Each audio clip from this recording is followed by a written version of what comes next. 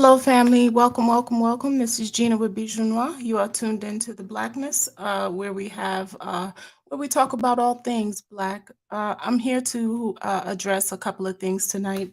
I hope you're here for it. I know that this topic seems a little bit old, but trust me, it's going to be an interesting conversation.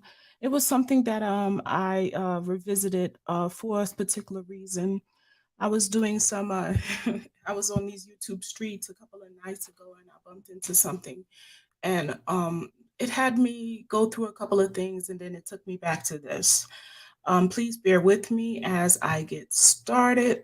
And again, welcome back to my channel. Again, it's Bijou Noir.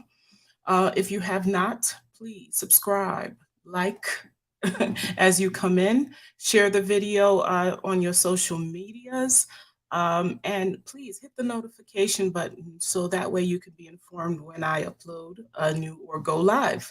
I'm going to go ahead and just remove this and get started. I want to again thank you guys for coming through. Those of you that are already subscribed to my channel, thank you. Those of you that are newly subscribed, I want to thank you. I see that I have some new subscribers. Man, I was supposed to come on later, but I'm really feeling like I'm not going to be able to stay on that late tonight. And I really wanted to do this because this is something that I think I really want to address. This discussion of Derek Chauvin's mother is something that, man, it's really strange to me how I didn't see this a while back. I know that everybody talked about this a year ago, and I never saw this video of this woman. But it really wasn't this video that really drew my attention to her per se. I was watching another channel, and I have to say this: I was watching another channel, and it was on this brother's channel, his Indisputable with Dr. Rashad Ritchie. I love that channel. I'm on there every day. And another video came up. It was a video, I believe it was titled Off Duty Cop Falsely Accused Puerto Rican Child of Stealing Bike. And let me share that video so you could get a gist of what I saw. Real life. I'm not talking about on the cartoons. How would this From the beginning. Falsely accused of stealing a bike, off-duty cop, straight A student, was falsely accused of stealing a bike, off-duty cop comes and does this to him. The moment that I saw this, this cop with his knees on this child's neck or back or spine, seeing it from this direction, I was triggered. And I remember at that moment thinking George Floyd, and I remember thinking, oh my God, it's happening again. And at that point, everything stopped for me. And then I started thinking, what is the psychology behind that? What is it? What is the psychology behind white men and their need to want to do this to brown or black people? Well, let me continue letting you watch this just in case you didn't get to catch this. Hey, take this, take that. What happened? Get off me. Get off. Take my son's bike. Like that. Don't touch my bike. No, it's not. Can't be doing that. Hey, get your hands off it. Get off. Get your hands off it. Get your hands off it. Get your hands off it. Get your hands off it. Hold on. Get off me, man. Hold on. Get your hands off it, bro. Hold on. Damn. I love that his friends came to his rescue.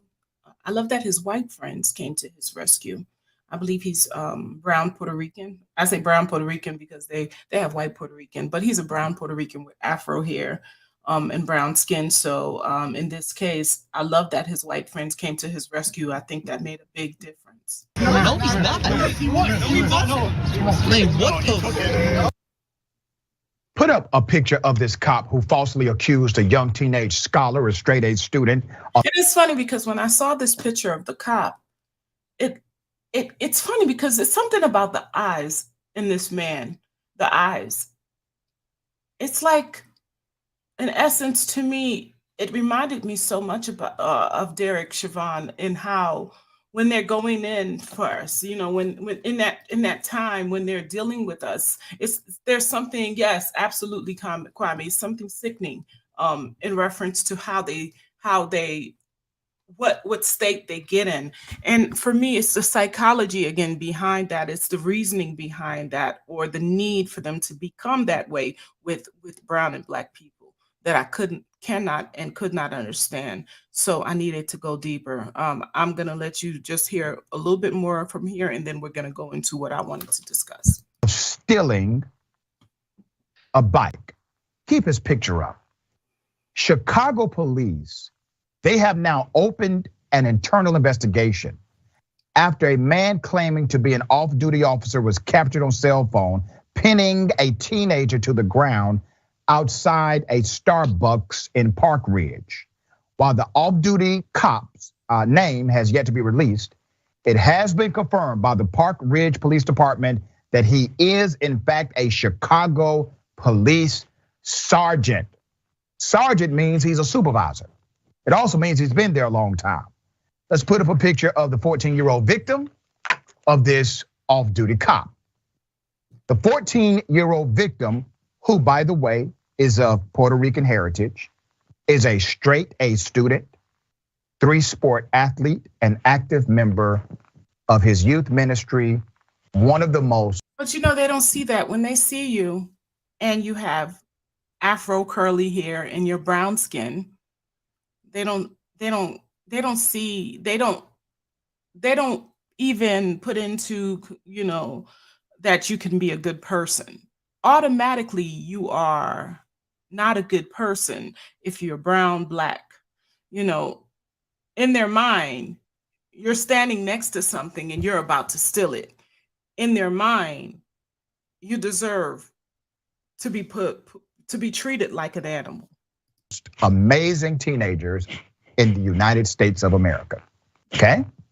So what led up to this off-duty cop deciding to harass and criminally assault this 14-year-old scholar?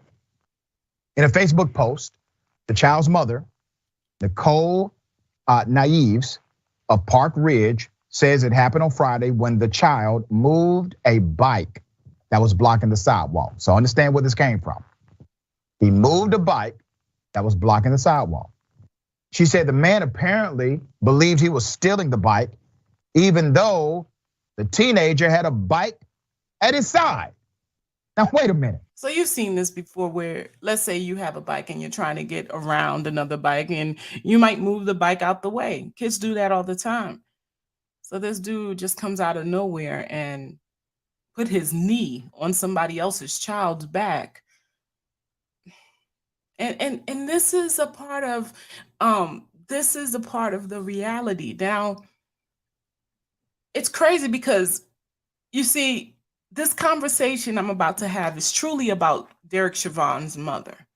But the reason I started it with this video was because this is what triggered it for me. I saw this and I was thinking, Derek is not the only white man that thinks this way, that thinks that this is how I have to be, this is how I have to treat Black people. This is like, when they go into communities or they're in a situation when they're dealing with us, this is how they feel like they need to become. And I wanted to know the reason behind that. And I know that a lot of you probably saw the Derek Chauvin's mother in court, heard some of the things she said, but I really wanted to dissect that with you guys. I really wanted to give psychology, the psyche behind the upbringing of the white man and his thought pattern. Not just the white man, the whiteness itself, and in the way they see brown people and the way the humanity is displayed to them, in reference to brown and Black people. And I guess maybe in some ways, I don't know, do we do that to others? I don't know. We can talk about that. I don't know if we if Black people do that to others as well. I don't see it portrayed as much, but maybe I'm in denial because I'm a Black person or brown person. I don't see it that much, but yeah, it is something that is very evident in more than one case. Now, you can definitely go check out his video. Like I said, his channel displays a lot of amazing videos, man. I can't stay off that channel. Again, indisputable. Dr. Rashad Ritchie has some great videos. Check him out. But the reason I'm here is because after watching that video, of course, it triggered me to think about George Floyd. It triggered me to think about all that happened and how the world was just turned around, and everything that, everything has changed since then. The whole atmosphere, it's brought out a lot of racists out of the closet, and a lot of things are turning around because people are now really truly being themselves in reference to how racist some folks are becoming. We're seeing it not just in, the neighborhood or the corner stores or the gas station. We're seeing it in politics. We're seeing it in legislation. We're seeing it in, critical race theory, how, in our schools, how racism is now peering its head even in our classrooms. And it really peaked around that time where everybody really just picked a side. And I really wanted to really just understand what the psyche was of Mr. Derek Chauvin. I wanted to understand why his mind was the way it was. And after listening to his mom, I kind of understood, you see, because there's so many racists in this world, and there's so many people that, are affected by racism. But every now and then you get to look into one person's, you look into one person and you just try to figure out how that one person could have been impacted. And listening to this, his mother really gave me a good idea of how his mom really raised him not to care about anybody. I mean, this woman just seemed, well, let me not speak for her. Let me speak for yourself. This is going to be, I believe, during the hearing. And this is, I guess, her plea I guess, her plea towards the court for her son. But you would think, let me not speak before she does. I'm just going to let her speak. But this was during the sentence, and I guess she was speaking up. And as a mother, you would think, again, let me not speak. Spelling each of your names and proceed when you're ready. Carolyn, Carolyn, Pawlenty, Pawlenty. I am the mother of Derek Chauvin. I am here to speak on behalf of my entire family. On November 25th, 2020, not only did Derek's life change forever, but so did mine and my family's. Derek devoted 19 years of his life to the Minneapolis Police Department.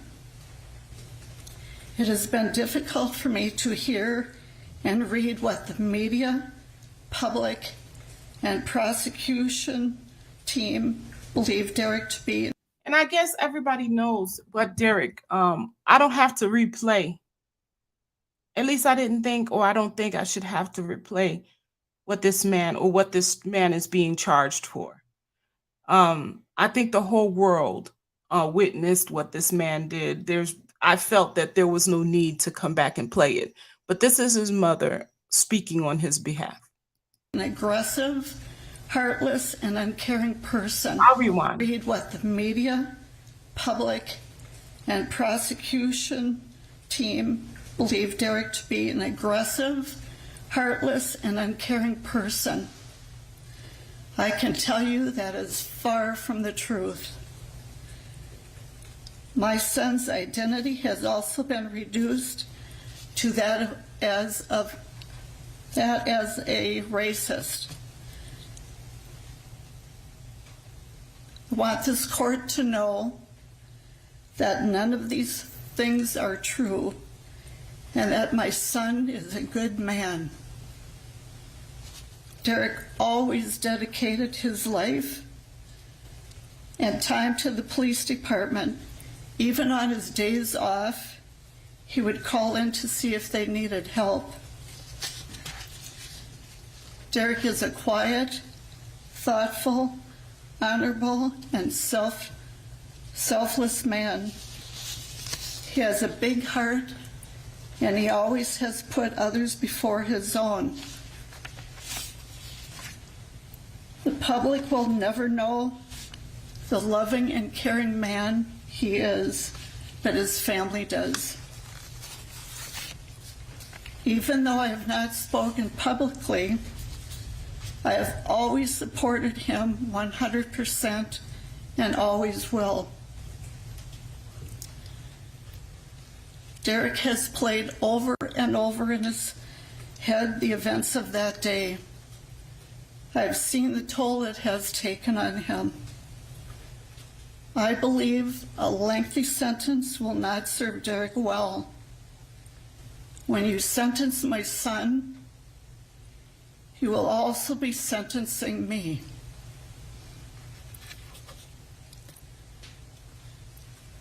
I will not be able to see Derek, talk to him on the phone, or give him our special hug.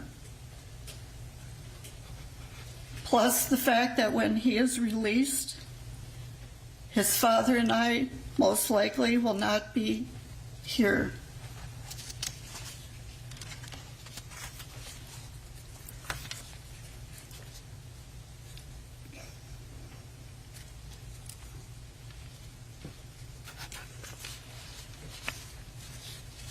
Derek.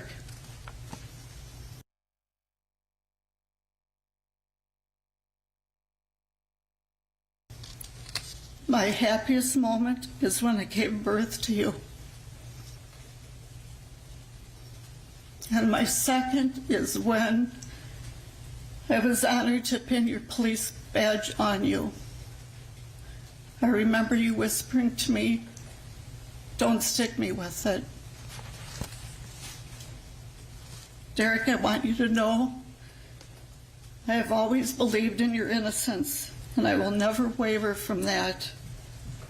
I have read numerous letters from people around the world that also believe in your innocence.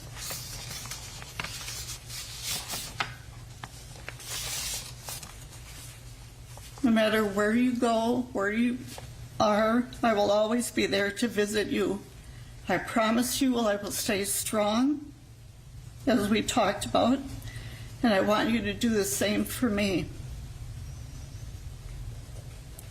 I will do what you told me to do, take care of myself, so I will be here for you when you come home. Remember, there is no stronger bond or love than a mother's love. And one final thought I want you to remember. Remember, you are my favorite son. Thank you for your time. Thank you.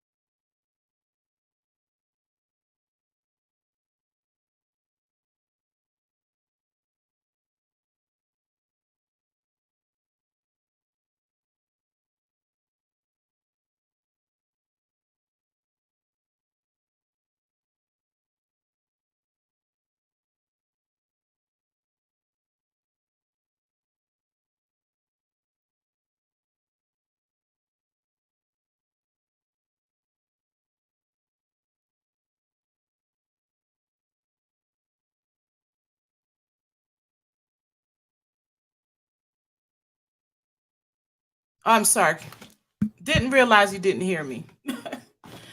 Okay, guys. So the thing that drew my attention on this was the fact that this woman said that her son was quiet, honorable, a selfless man. She watched this she watched this man, the world watched this man take the life out of another man while others were screaming for him to stop. For more than 9 minutes, he sat there and by force took someone's life away. She called her son quiet, honorable, and selfless.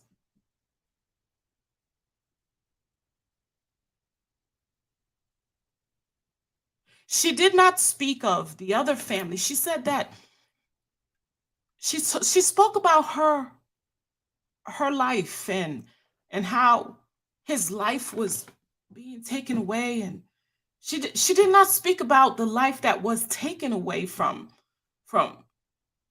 George Floyd's family and his life that was taken away and his child. And she didn't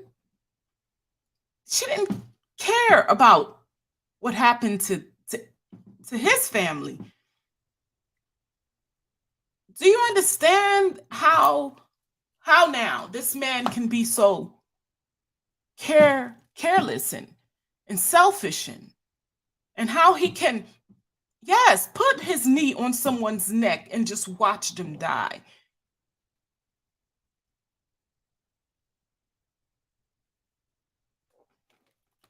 If you do a little research and look up his relationship with his mother, his family.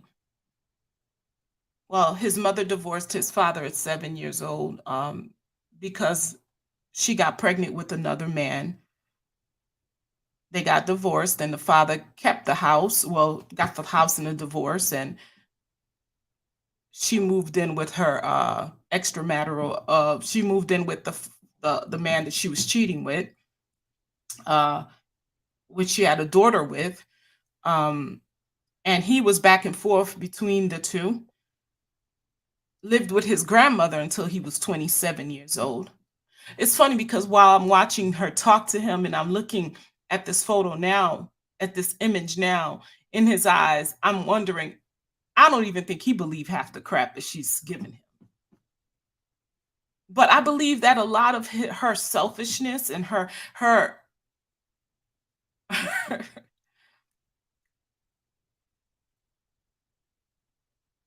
a lot of her selfishness definitely triggered over to him. Her unremorsefulness, her, I'm going to do whatever makes me happy.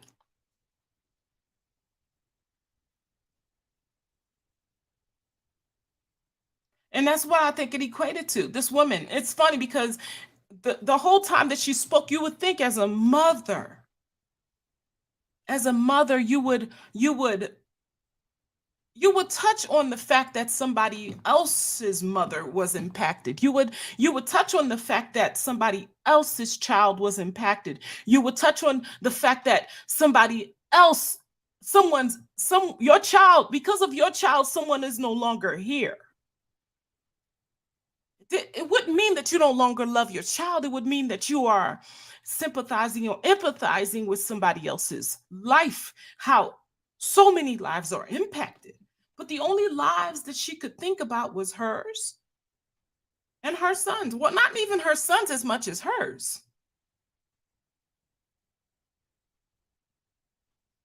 Yes, I agree with you 100%. The racism that was taught to Chauvin was taught to him by her. I'm sure she wasn't alone in it, but he definitely displays this ruthlessness, this sense of selfishness, this I don't give a damn about, like, she didn't, he was not sorry, and so she was not as well. Pay attention. It wasn't just him that, because they kept saying how he was not sorry in the courtroom. He showed no sympathy, empathy for what he did. Well, she did not either. She raised him to be capable of what he did. She raised him to go out there and be capable of doing what he did. And there are many mothers raising their children. We're not going to stay on her. We're going to talk about that itself. Because you see, when I saw that first video, that first video that I played in the beginning of this discussion was just something that happened on July the 1st, where this sergeant put his knee on this young man's spine. He was only 14 years old, just because the boy moved the bike over. So he automatically think, oh, this brown boy is about to steal this bike. Let me put my knee on his spine. Because when black and brown people do things, they're about to do something criminal.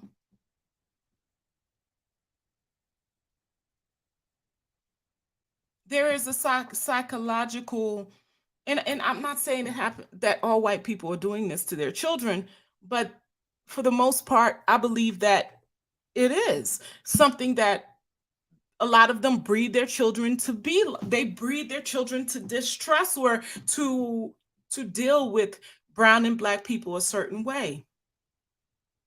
It's evident. And yes, there are those that are not like that, but for the most part, yes, it's evident. You see it in the way that politics are driven. You see it in the way that policing is done. You even see it in the way that hospitals treat black women. There is a coldness. There is a way that they treat black women in hospitals that they don't treat, other white women. Let's just say that. People talk about that a lot. So the psychology behind that is something that we as brown and black people really need to look into and understand that going into situations such as schooling, such as going to the hospital, going into anything that we're going into, we need to understand that when we're dealing with people of, non-melanated, when we're dealing with non-melanated beings, that we have to prepare ourselves, because we may be dealing with people that were bred to be cold towards us, to be like this woman, where your son did something so inhumane, but as far as you're concerned, he did nothing, because you raised him to not see any harm in doing this to these types of people.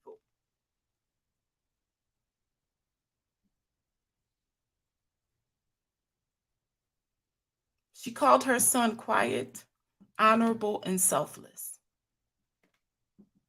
She seen no harm. She believed he was innocent. How could she have not seen what we all saw that day? Did she not hear everyone screaming and crying and begging for her son to remove his knee off that man's neck? How could she have not been a witness to that?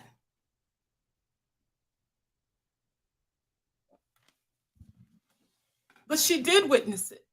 And to her, it was still nothing. And to a lot of people, because if you go, even today, if you go to the comment section of many of those videos that, during the hearing, you'll see a lot of people that were raised to not see melanated people as human. You'll see them respond in the way of, he did nothing wrong. But if something like this happens to someone unmelanated, you'll see the same people respond in a humane way.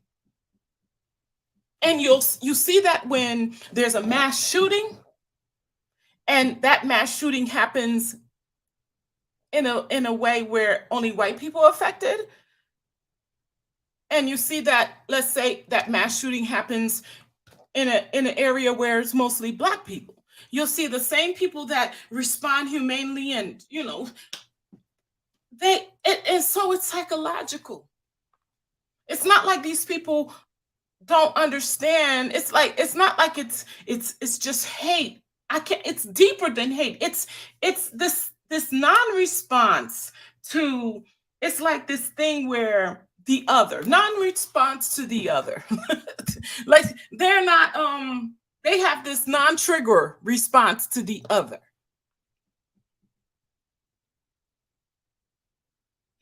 And it takes me back to something else, guys. Years ago, I don't know if you guys have ever seen this. I bought this book in Philly, and I think I threw it away because I couldn't take it anymore. Couldn't look at it anymore. It was a book of lynchings. It was this big black book, and it was hundreds of pages of lynchings that had happened throughout all of the United States. And I bought it, and I said to myself, I'm going to have my children look at this so they could know the history and understand what happened to us as a people, so they could never forget. And I had it for 3 years, but it got to a certain point where I just could not look at it anymore because it filled me up with so much hate. And I didn't want to feel that way at one point. But there were pictures in there of children. There were children in there, like they would have lynching. I don't know if they call them parties. I would have to call them parties because people were smiling. There were people there, and there would be like this person hanging off a tree, this human being, melanated human being. And you would think in a situation like that, you would see people horrified. I would say it was a party because you would see children and women, and there would be men just laughing and smiling, and I mean, truly laughing. And those old pictures, you never saw people smiling. They always just look so miserable. But in those pictures, they looked happy. The happiest that they ever seem in those old white and black pictures were in those pictures. It made me hate. It made me afraid of white people, and it made me hate white people. It made me think that the only time that they were happy was to see us hurt. But I know that that's not all white people. And I didn't come here today to spread an image of hate of white people, because you see, I want to be fair because there is balance in all things, y'all. Because today, while I was sitting here looking at these two videos and I was ready to go all in, I bumped into this. Story of a violent attack on a police officer, the consequences and forgiveness. That Atlantic Beach officer is recovering and sharing his story about why he's forgiven the man who tried to kill him. There was evil surrounding that. I don't think that's him as a person. That you're guilty because you chose it. Today, a judge sentenced 21-year-old Jaden Perkins to 10 years in prison, much less than the life sentence he could have received. News4Jax reporter Vic Michelucci tells us while there are no winners, there is a sense of peace.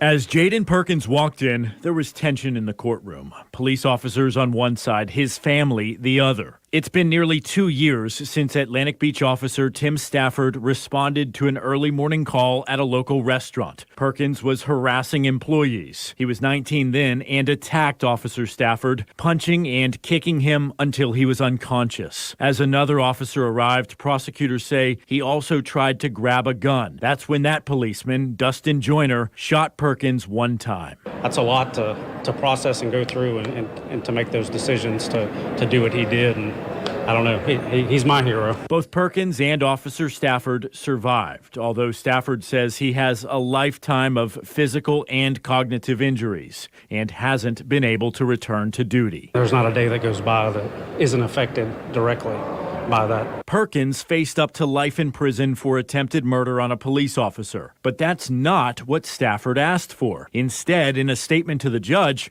he called for mercy. Your impact statement might surprise some people because you didn't ask for the maximum. You didn't ask for him to be locked away forever. You want him to turn his life around. Yes, sir, absolutely. Why? Spent 30 years in law enforcement and dealing with different people, and I've looked evil in the eyes, and I didn't see that with him. There has to be consequences to things like this, but him spending the rest of his life, I just didn't think that. So this police officer, he was attacked. He was responding to a call and he was attacked by a melanated person. And this young Black man was facing 30 years in jail to life. And this police officer asked for the minimum. And because of that, he only got up to 10 years. And so there's that. And so for me, again, it goes back to how was this man raised differently than how Derek Chauvin was raised? What makes him think this way? Because you've seen it. You've had white men, you've met white people that are like this, and you've met white people like Derek. You've met them. You've met white people that are kinder to us than our own people. You've met that. So when that happens, it flips you.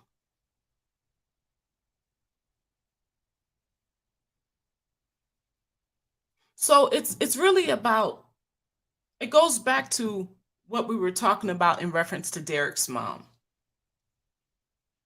And clearly for me, it's all about how his mother raised him. Clearly this man, and I didn't do any research on his mom, but you could clearly see that his mom raised him to see people as people. He connected with this young man as a young man. He didn't see him as a Black man or a white man. He saw him as a human. Where in the case of Derek Chauvin, he don't connect with Black people as humans. And it's funny because that's the world we're living in today. And trust me, it goes beyond that sometimes. In cases where, let's say, places like Haiti, where it's all melanated people, there's different kinds of contrasts where it's not white and Black, where the contrast is it's a caste, where you're not human if you're poor.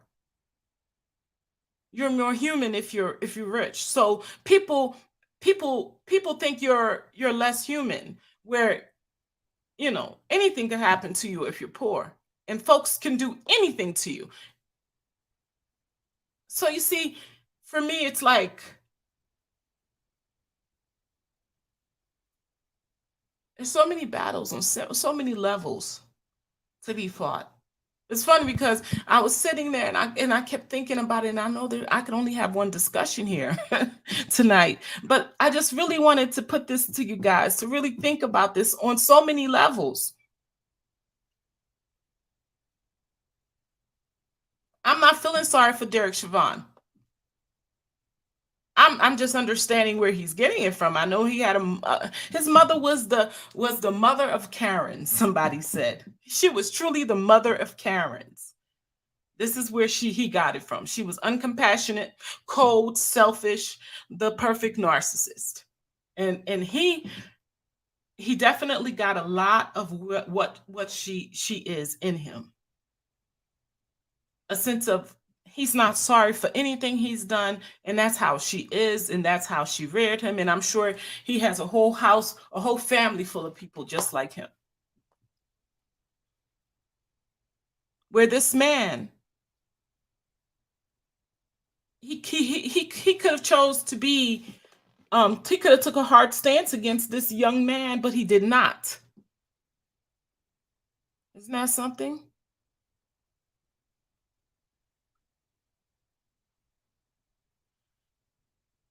The reason I spoke on this tonight was because it's important that we start to really look at things for what they are. And the reason I said that is because, you know, a lot of us are going place or saying we're leaving here and we're going to places like going back to Africa or going to wherever we are to be around more melanated people. In those spaces, we have issues too. And those issues are going to be issues that are they're going to floor us, because it's going to be one of those cases where it's not about the white or the black. It's going to be about the caste or the class or non-class, and it's about that. And it's just as much hate, and it's just as much inequality. And people are killing people over those things just as much as they're putting knees on necks just as much as they're doing here. It's funny because it's hard to grasp that there's just as much inequality there as it is here, but for different reasons. For here, it comes off because of race. For there, in some spaces, they might say it's tribalism. In some spaces, they may say it's because of classism, because this person has more money than others. And for some spaces, it's scarcity.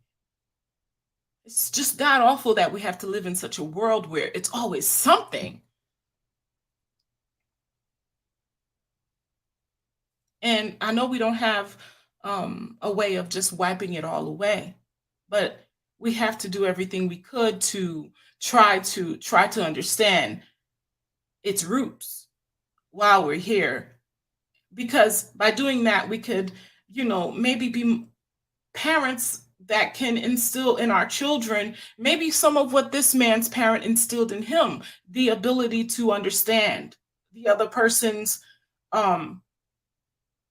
reasoning. The reason that he was able to forgive this young black man and, not go so hard, as in to give him 30 years, or take a hard stance and not ask for the leniency that they gave him. That's a good question. I like this. Where did prejudice begin? And how did it begin?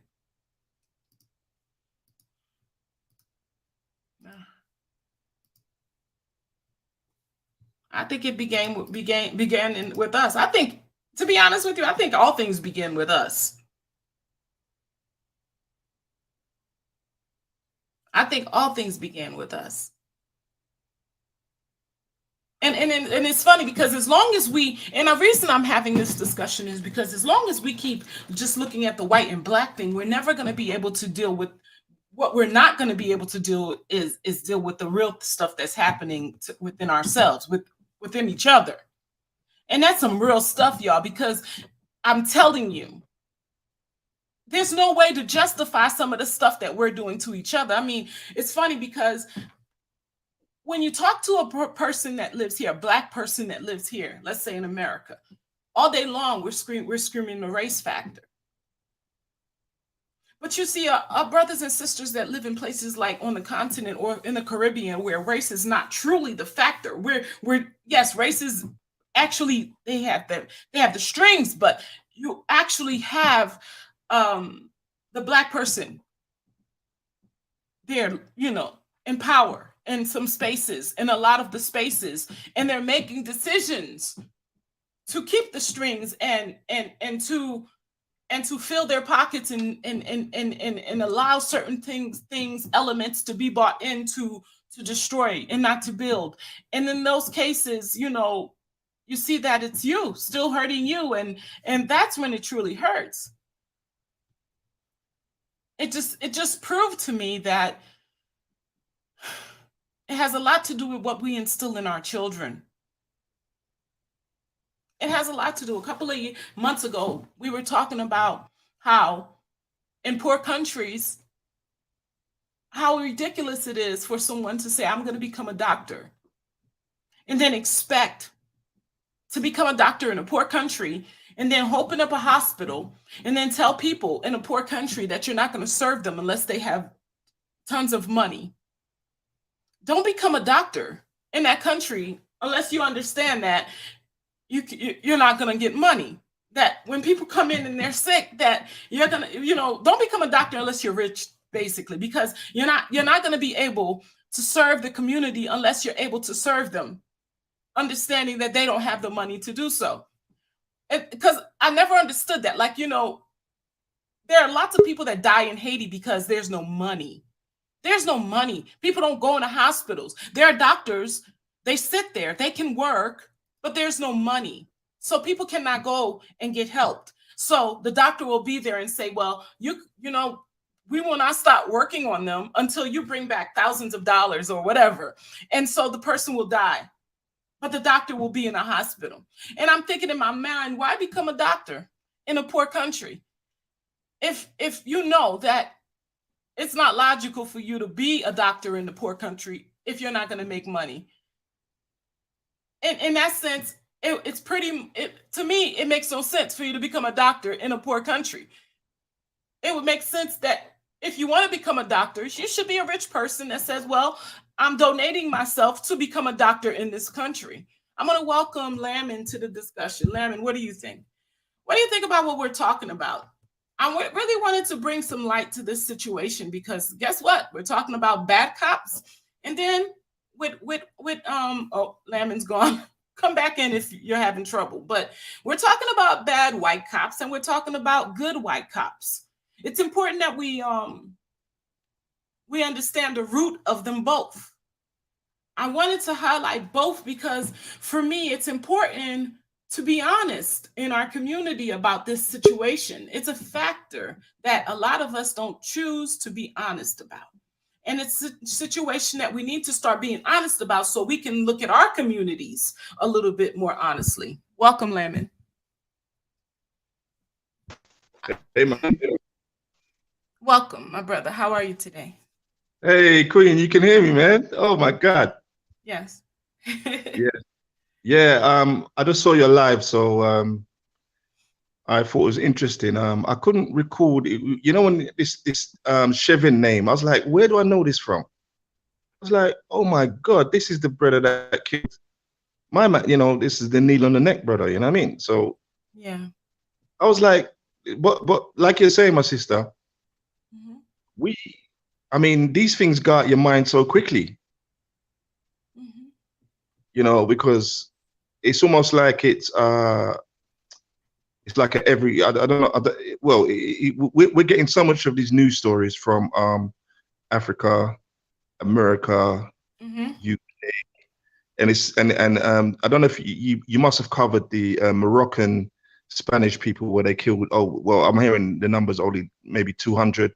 These refugees in the camp, they actually shot them down.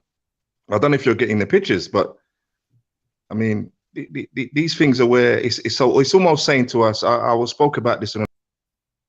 Oh, it looks like you're going, Lamin. I know there's so much going on right now with the Morocco discussion. I'm trying to make time for it because, to be honest with you, I'm just really disgusted with our African leaders. I'm just gonna say this much about the Morocco deal. I'm really disgusted with our African leaders as far as that's concerned.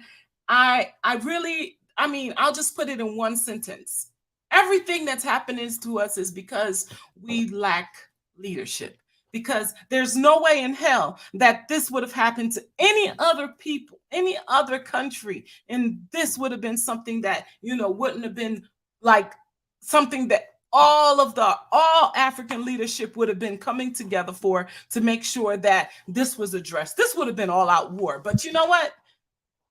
That's my opinion. My opinion is that people are gonna get, if they get away with this, they're gonna come with more, and they're gonna be more aggressive with what they're gonna be doing to Africans across the world, and that's just the reality of it.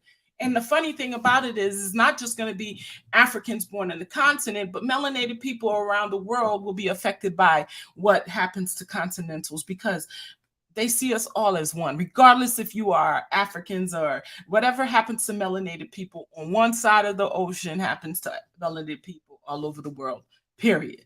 And the respect that we give to each other on one side of the world happens to ricochets to us for us everywhere. It doesn't matter if you drive this or if you live in this kind of a house. And that's what the leaders don't get. That's what these people in these that live in these big, beautiful houses on the continent or off the continent, they don't get that because they think just because they have money and they don't live it, they're not poor. Their children are not poor. Their children are not trying to go work for other people, that they won't be impacted.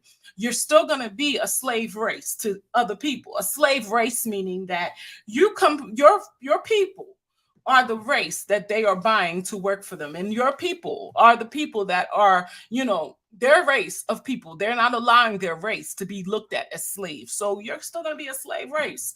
So allow this to happen to your brother's children and think that it does not affect you if you want to.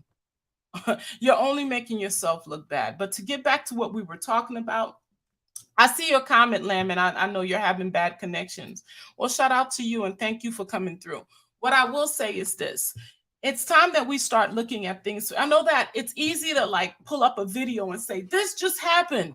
And, but then we need to start looking at it from, logically speaking, we need to highlight the good cops as well, because then we need to balance out the fact that these people and give reasoning for the reasoning behind it, because this woman, she definitely gave a reasoning. And those of you that didn't get to see it, I don't know if everybody saw this video, but I want everybody to pay attention to this woman. I want you to hear her, because those of you that saw and witnessed what happened to George Floyd, you need to understand that what he did, what was represented that day when we all witnessed it, came and had a lot to do with his mom. This is what she had to say to him, or what she had to say in the courtroom during his plea.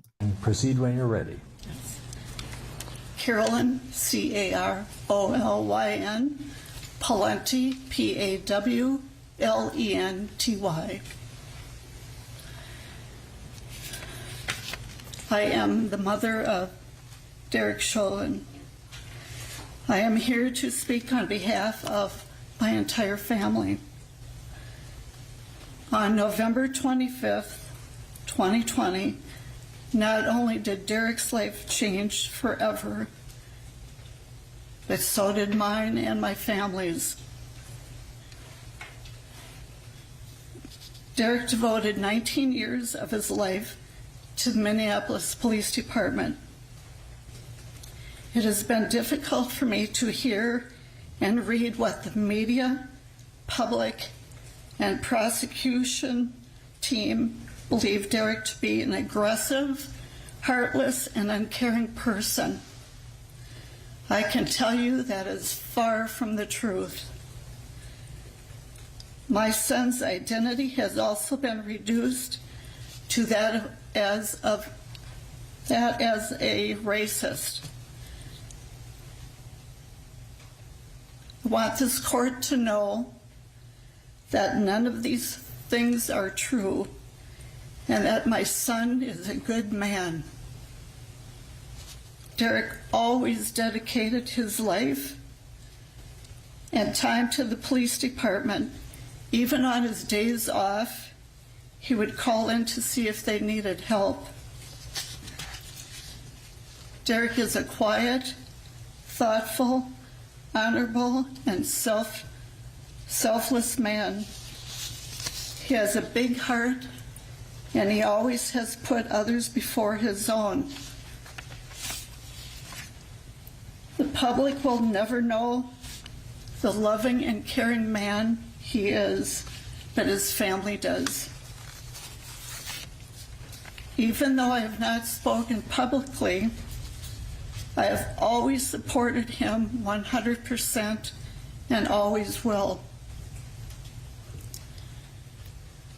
Derek has played over and over in his head the events of that day. I've seen the toll it has taken on him. I believe a lengthy sentence will not serve Derek well. When you sentence my son, you will also be sentencing me.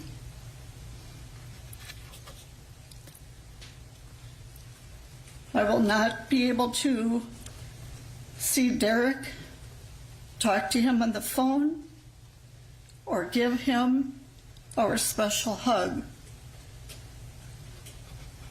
Plus the fact that when he is released, his father and I most likely will not be here.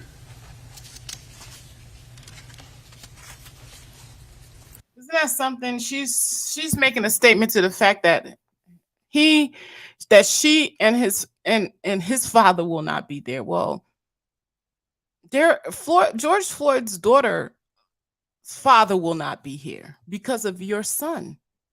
She didn't bring that up yet.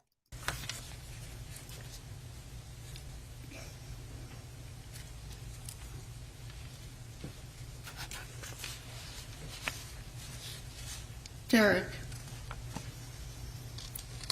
my happiest moment is when I gave birth to you. And my second is when I was honored to pin your police badge on you. I remember you whispering to me, "Don't stick me with it." Derek, I want you to know I have always believed in your innocence, and I will never waver from that. I have read numerous letters from people around the world that also believe in your innocence.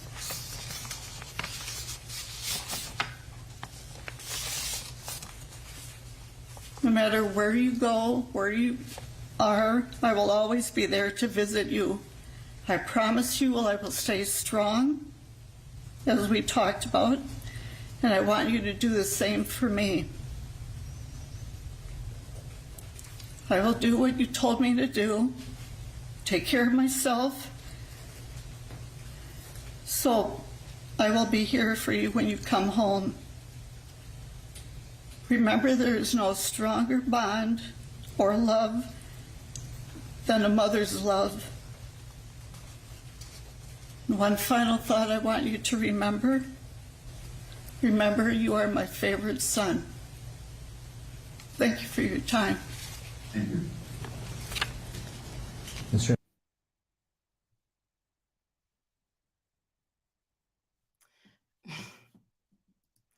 Every time I think of this woman's words, every time I replay this woman's words in my mind, it just really, it etches it more in my heart and my soul, how you can raise your children to not care about others, and how you can, you as a mother or a father can be the reason why the whole world, I mean, when you think about people like Hitler or you know, people that have done so many things in this world. I mean, just when you think about the audacity of some of the most racist people on this in this world, and you got to really put in your mind the audacity that raised them. That's what you're looking at when you think of this woman. I mean, she had the audacity to step into a courtroom. The world witnessed what your son did, ma'am. She says, "I never questioned your innocence. I never questioned your innocence." Your son, what he did was in front of everyone. Again, he had people screaming that he cannot breathe. You are killing him. He cannot breathe, and he would not remove. He would not stop. And a matter of fact, he just stared at them the way he's staring now, like he's crazy.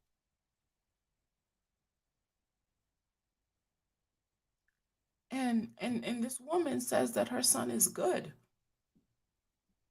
That her son is good, that her son is what is her words? I typed them because I could not repeat them.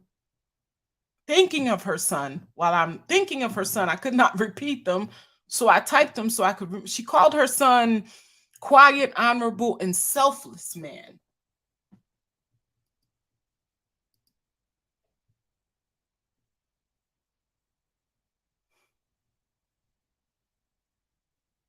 She deplorable.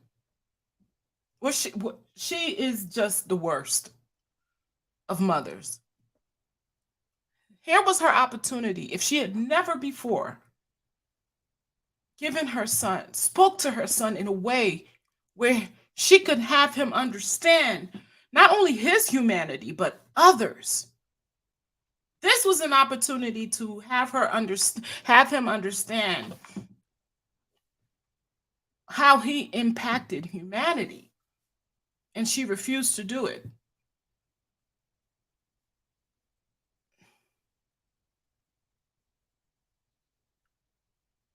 She would not do it. In the same courtroom that she sat and watched, Daddy. The same courtroom that she sat and watched George Floyd's daughter talk about how she would never see her dad again. This mother, and this is something that all mothers share. As if you're a mother, like I'm a mother, you understand what being a mother is. You understand what it's like to carry a child for 9 months. You understand what it's like to give birth to a mother. You understand what it's like to love, care, and watch this baby and hope that nothing happens to them. Watch them sleep and watch them grow and watch them and just be afraid when they leave and come home and you to know that this child didn't even go through that. Half of what, this man is not even going to be able to see his child. His mother is still alive. She no longer has that opportunity. And as a mother yourself, your son is still alive. Your son is still alive. And you're playing victim. You didn't even mention George Floyd and his family. You didn't even mention the daughter that he left behind, the life that your son took. She's the victim. Her son is the victim. Well, I asked about him all the time. What do you miss most about your daddy? Well, I asked about him all the time. And that's kind of it. Yeah. Well, when you ask about him, what are you asking about? Well, I was asking, how did my dad get hurt? Do you wish that he was still here with us? Yeah, but he is. Through his spirit? Yes. Yes. And when you see your daddy again one day, what do you want to do when you see him? I want to play with him. What kind of games do you want to play with him? I want to play with him, have fun, go on a plane ride, and that's it. Yeah. Would you? We used to have dinner meals every single night before we went to bed. My daddy always used to help me brush my teeth. Oh. Do you miss him helping brush your teeth? Yes. How do you hope that the world remembers him? Well, they help him because those mean people did something to him. Yeah. If you could say anything to your daddy right now, what would it be? It would be, I miss you and I love you. All right. Thank you, Gianna. I really appreciate you answering questions today. So for me, to see this woman Could state your from the same day, after watching this child, the same day, and all she could speak of is herself and this man, this grown man that sat there and made a decision to kill a man, because that's what he was doing. He was killing a man. He was taking someone's life, and he knew it because people were screaming, "You are taking his life. Please stop. He can't breathe." Those words were being, those words, that's what that's what they were saying to him, and he wouldn't stop. And so for her to be sitting there making those statements, I had to watch it over and over because I'm OCD, and I had to watch it over and over and over and over again, and then it clicked. You see, when you see these Karens, y'all, when you see these women out here, these Karens, and you see them acting the way they are, see, they go home and don't think they're alone. They're not alone. They have husbands, they have children. And these children and husbands, they go out there and they're in schools with your children. They work in hospitals. They they work in school systems. They work in they're everywhere. These people, these heartless, these cold, these calculating people, these malicious people that do not see your humanity. They're everywhere. They're in all sectors, all ciphers. And I say this because it's important that you understand that. And it's also important that you understand that they're not just in white skin. That's the part that gets a little, that's the part that gets a little crazy. It would be so easy if they were just in white skin, but they're not just in white skin. Primarily, yes. It's easier when they're like this. But they're not just like that anymore. But this is the mother of all Karens. She sat in the courtroom. She saw what her son did, the whole world did. She saw the little girl spoke about how she's going to miss her father.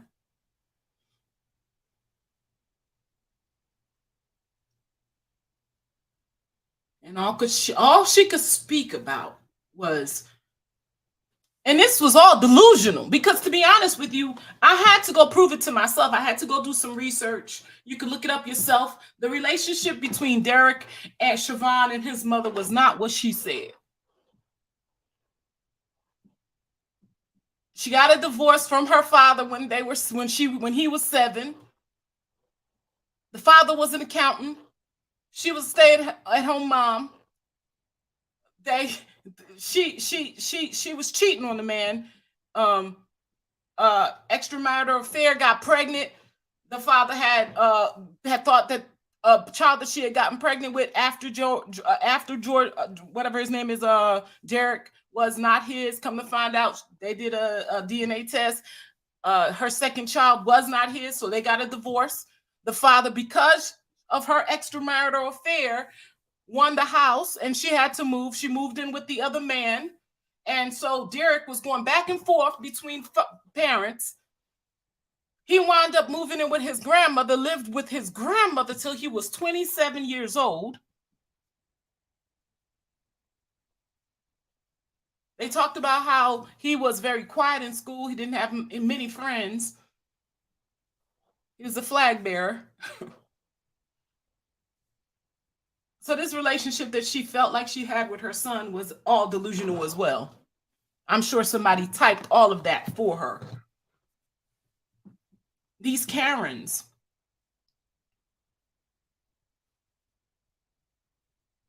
If they don't instill nothing else in their children, they instill this hate towards others. And this is what you need to know. And this is what you need to, I don't know how you arm your children with that. How do you teach your children to be prepared for this? How do you tell your children, I mean, at what age do you start teaching your children that you're about to go out into this world, that not everybody is good, and that some people, that this thing that you have, this beautiful melanin, this brown or black that you carry, this bronze pecan or whatever mocha that you carry is a trigger for some people. And that for some people,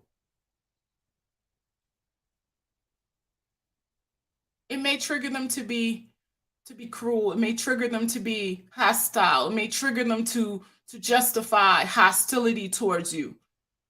And that you have to maneuver in a way where you need to pay attention to them in every facet. I mean, you can't trust your doctors because your doctors may not be prescribing the right medication for you at all times. They might not be giving you the right care. You can't trust your school facilitators in your school because they may not be approaching you with all that you need educationally wise to make sure that you achieve all that you need to achieve.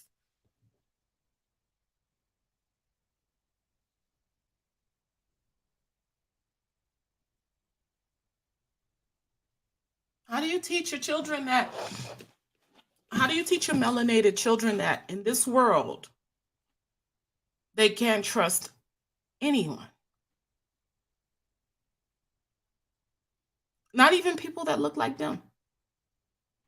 Because they too are trying to be in the right cipher. And for them to make it, sometimes they have to act like the Karens.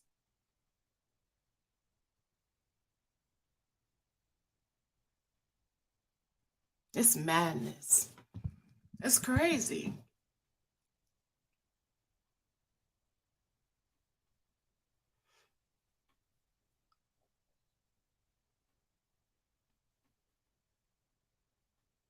It almost made me feel sorry for Mr. Derek Chauvin, because when I was listening to his mother over and over and over again, makes you realize that, you know, I hear a lot of people say it, and I know it's true because I have children. Children are what you pour into them. You have a glass and you could pour good substance into it, or you could pour bad substance into it. Whatever you pour into it, that's what it is.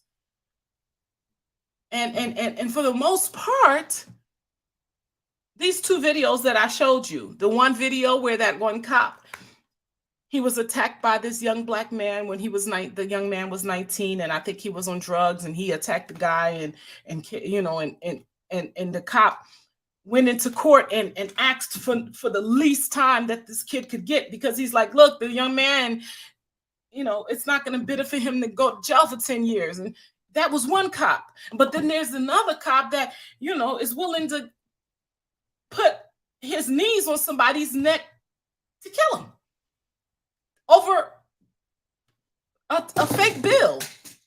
You know what I mean? So there's the thing. Something as nonviolent as maybe maybe a fake bill, which came out to be it wasn't fake. So there's the thing. So you see, how do you do that? How do you pretend? It's funny because you want to give your children all the tools they need to be able to make it and be able to get through this life and be able to see themselves through and really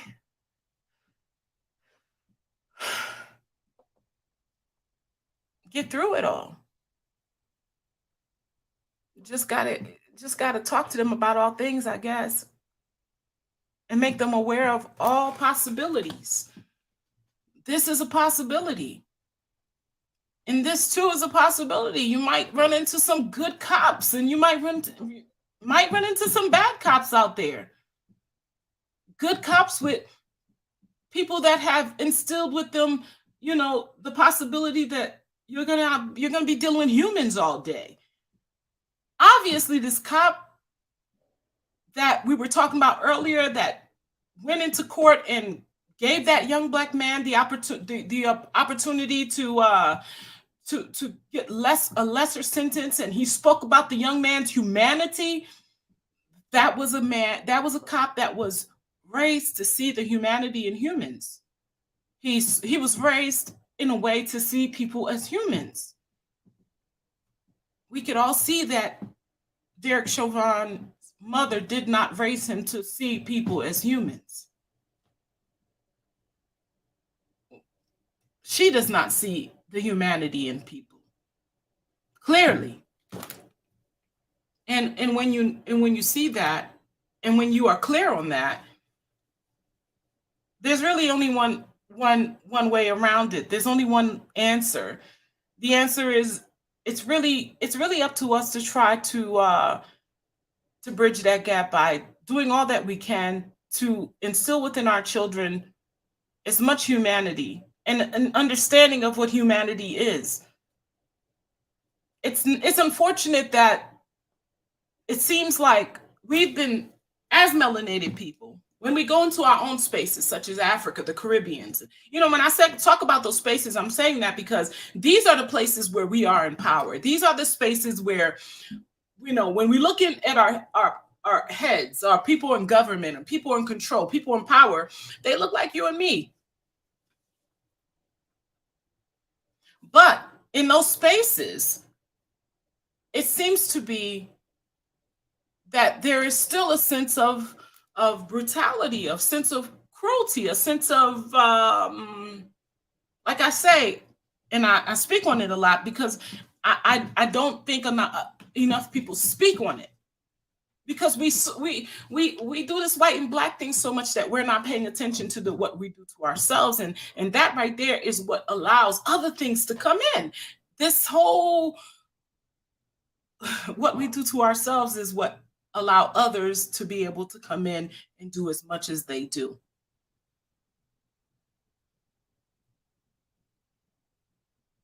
This thing of not seeing our own humanity. We were told that we were animals and we act like it. It's funny because I was speaking to someone, it's somebody that I really like, and I was talking to them about, I spoke to you guys about this before my channel, about the fact that they have in what people call indentured servants, but I call them slaves in Haiti, where they take people's young children and they let them live with them, and you clean, you do all the housework, and I may send you to school, I may not, whatever, and I may beat you, I may not, I may feed you, I may not, I may treat you like a human, I may not. And they were saying, well, in the cases where they send them to school, they don't think there's a problem with that. And I was like, no, I don't think it's okay at all. I think all societies should make sure that families stick together. I think that there should be a system in place where if these families are too poor to keep their children, then we need to help them keep their children. Hire the mothers to come and clean our homes and pay them. And, that way they can go pay for their children to go to school. Why make these children at the age of 7 come clean our homes and stuff and carry big buckets of water and clean our houses and wash our clothes and treat it like a slave 24 hours a day. And these people, they don't she couldn't see it. She couldn't understand my argument. She was like, well, this is how it's been. And I'm like, well, it's wrong. It's wrong to replace one form of slavery with another. So all of this child's life, think about it, because if you do that, you'll probably do it until the age of 20 something, maybe, if you're lucky and you get out of the situation. Some people do it for life. This is all you know. This is what you know. And so by the time you leave that, if you're lucky and they send you to school, you might have some education. And that's not, and that little bit of education you may have may only allow you to read. Because you see, that person that you're working for will never allow you to have the same level of education as their children. It's just not, because another aspect of that is about caste. It's about keeping you at a certain class level. Like, I'll allow you to get to a certain level, but not too much. I'm never going to let you allow you to have on your plate as much as I have. Exactly, sis. They rob these children of their youths, self-awareness, years in order to feel superior. Furthering classes. Thank you. And I'm going to tell you something I know for sure. That is something that I've been to many, I've researched and been to some places where there is nothing but Black leadership. And in those spaces, we do that. We are guilty of that. And because of that, other people treat us like, other people will never respect us and they will always see us as a slave, and as a slave race. And they will continue to treat us as a slave race in their spaces because we treat ourselves as a slave race in our intimates, in our spaces. We treat our children. If you could treat the weakest people in your race that way, why would people treat you differently in their spaces? They go to your countries. They see how you treat the children in your countries. They see what level of care. They see how there is no level of care. They see how you can drive around in your Lexuses and your beautiful cars, and you could watch these children just walk up and down the street with no shoes on. They see how they could be in dusty roads and you don't care, and you could just walk around showing off. They see that, and you know what that makes you look like? It makes you look like trash. I was watching this clip yesterday, and this guy, he was this white guy, it was a 1950 clip, and he was interviewing this guy that wanted to build this resort in Haiti. And back then, Haiti was okay, and lots of people were trying to maybe go down there and build things. And the white guy asked him, he said, let me ask you something. What are you going to do about the city?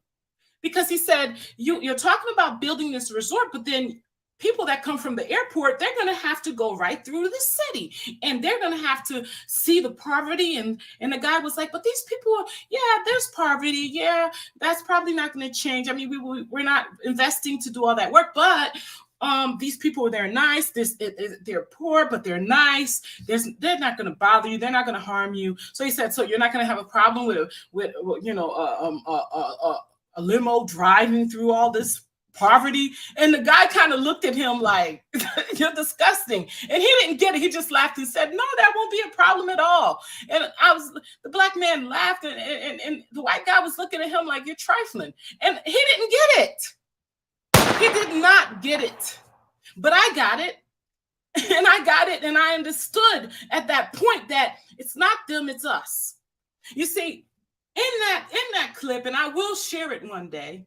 I was supposed to do a whole discussion about it, but I couldn't hold it because it just disgusted me so much.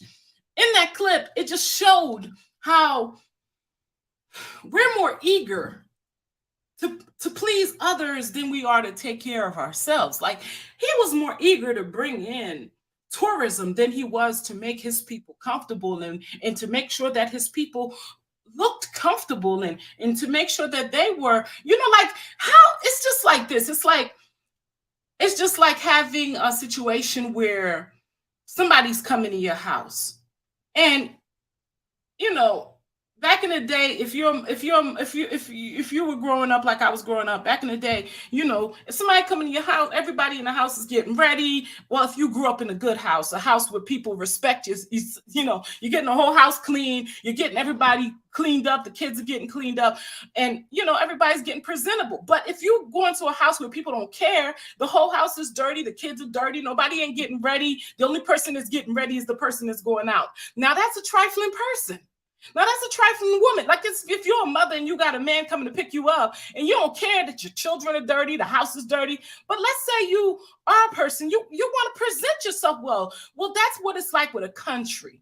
If you have tourism coming through, you say, oh, I'm going to be doing tourism. You're not just going to be doing tourism for that one particular little spot. Tourism is about making your whole country beautiful, where other people want to come and just explore the whole place, and they want to see the people and talk of it and fall in love with it. But you want to sit there and make people look, you don't care if your people look hungry and that they're out there begging and starving and out there doing anything to get whatever they need from these people that's coming in. It's disgusting, and it says a lot about how you feel about yourself, how you feel about your people, and what you're in it for. And it's not even about money. I think it's more about pleasing others, about making sure other people are more comfortable than than you are in your own space. And that's such a slave-minded mentality. For a minute there, I thought it was all about money. But it's not just about money. It's about having a slave-minded mentality. It's about having a slave mind. It's about wanting to make sure masses comfortable. We's happy. It's about making them happy. And it's about if they could take it, this good. As long as they happy, as long as their room is good, as long as we serving them well, it's not even about money for us, because we're not, how you benefiting if it's not even being shown in your infrastructure is not getting done. You're not building from it. Merchandise is not being, you're not seeing it in your people. You see, if you were profiting, then it would show. People would make money. No, so it's not being, you don't see it in that way. One person making money is not big money. The whole country building, that's making money. So you mean to tell me you're really in it just to make other people, it's about making those other people happy. So it's slavery. It's still slavery. It's just another form of slavery. You're really just there to make other people happy. And so for me, and I know we're going into a little bit of something else, but that was something that I really thought about. I thought about that, and going back to a little bit of what I was talking about, it's hard for me to separate the two when I think about how people see us. And how this melanin is not respected, and how, again, people like Derek's mom find no value in us, and how she can't understand how her son is not innocent in this crime. He was just a black man that she killed. He was just a black man. I mean, why is the world acting like her son did something so wrong? And in spaces where she's comfortable to say that, she is saying just that. She is saying just that, and she's not the only one saying. I mean, go in the comment sections of all his videos. A lot of people that are able to hide behind their comment sections are saying it. And they're killing themselves anyway. Why are you making it seem like it's such an issue? I mean, to be honest with you, there's a lot of people that feel that way. And they're not all white. Some of them look just like you and me.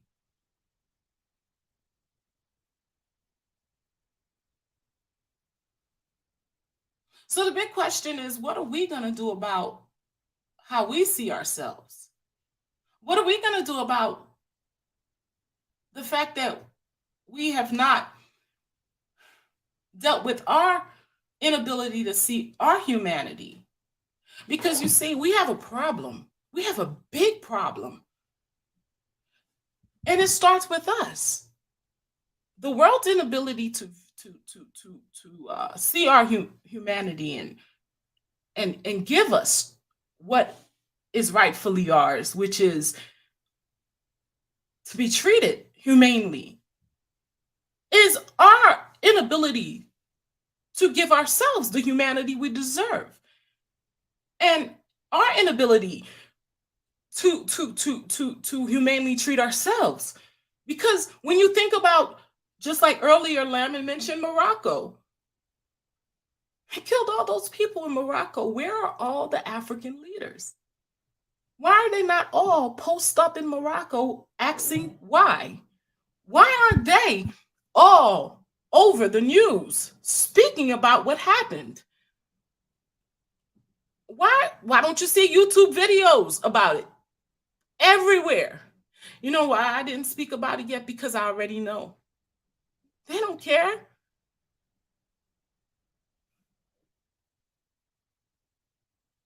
They're not gonna speak on this because it's not what they're being told to speak on. Because it's not something that we value. We don't value our humanity. We don't value these things. It's funny because when Ukraine went into war, a lot of our leaders spoke up.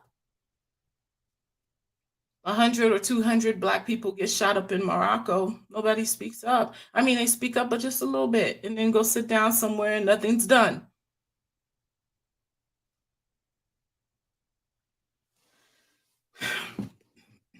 But it's not even what's happening again. It doesn't even what's happening in Morocco is one shot deal. What we do to ourselves every day in our own countries is every day. Every day, little kids get up and get treated like slaves.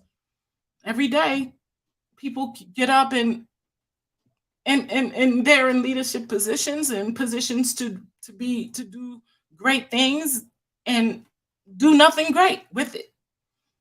They do not care. They're in a position to care and they're not caring. And then we look at other people, like we look at the Chinese and we look at the Lebanese and we look at the, Japanese, the white knees or whatever ease there is. And we ask, why don't they care? We want everybody else to come and care until we start caring for ourselves and especially our children. Nobody else is going to care for us, y'all, until we put some things into place where we start seeing our humanity. Nobody else is going to do it. We go back to the Haitian Revolution, and I could always go back to that, because that's something that I'm proud of. And that's one time in space and time that I think we demanded. I think that was like the one time in history, and I think we stopped. We did it then, and then we stopped. It was echoes of it since then, but we keep stopping, and I don't know why. It's like we keep forgetting that we're humans. I don't know, but at that point, it was stated we're human, and every time we stand up and say we're human, the world stops what they're doing. And if we state that we're human, we have to act like humans towards ourselves. We have to deal differently. We have to protect ourselves. I mean, there's no way people are going to take us seriously when we're out here acting like animals. I promise you. It's animalistic the way we're dealing with each other out here in these streets. I promise you. I mean, just honestly, look at the whole situation, y'all. Look at the whole situation. I mean, it's just really...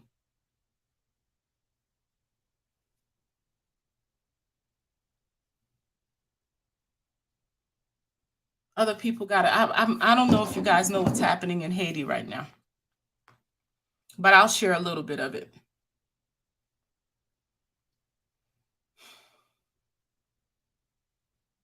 There's so much going on right now in Haiti that it's like I'm only going to share this. They're screaming for this president, Aristide, to come back in power. It's so delusional because it's like they think that this man that the United States keep bringing in, taking out, breaking in, taking out, is going to make a difference when they don't understand that the difference is within themselves. Every household is responsible for Haiti's situation right now. I was talking to my sister, and it is something that we kind of like agreed on. There's a way that people treat people. There's a sense of heartlessness that happens on ground that people aren't really being honest about. I'm disgusted with melanated people in this, where they feel like, I don't know if it's because we have this other man's foot on our neck, where we have to, in part, feel like we have to put our knee on our children's necks, but our children gets the worst of it.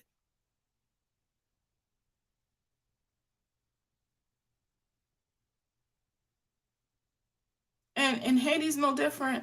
You would think that Haiti, being the first and the only nation to do what it did, would be still, or a representation of a nation that today would not be second on the list for child slavery. I'm proud to be a Haitian, but I'm very honest about certain things, and I'm not proud of where Haiti stands right now as far as its position, as far as the way it treats its children, the way it treats its poor, the politics, the corruption.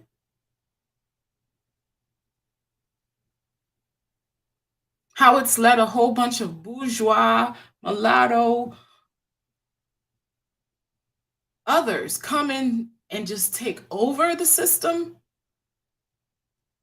How it seems like everything that our ancestors fought for just seems to have just been whitewashed and sold, prostituted.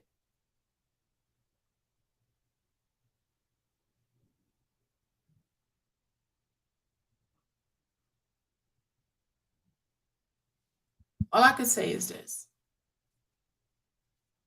Are we so easy? Are we so cheap as a people? Are we so jaded that everybody that,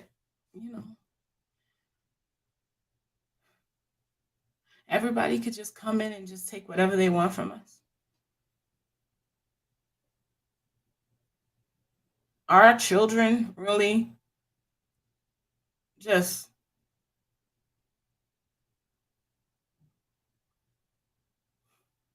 and it's gotten to a place where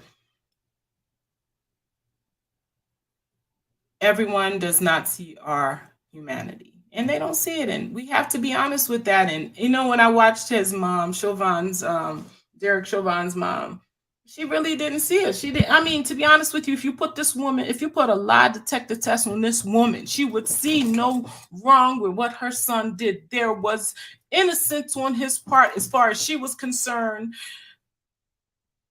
She was truly delusional. She truly believed her son did no wrong, because what this man did, he did to a black man, and he probably was guilty of whatever her son said she was, because he was black in part.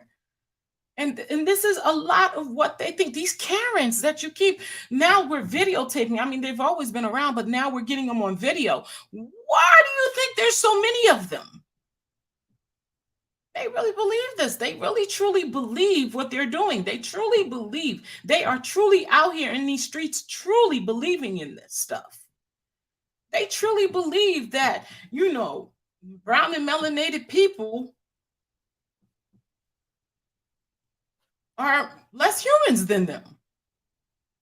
So in part, they get to treat them a certain way.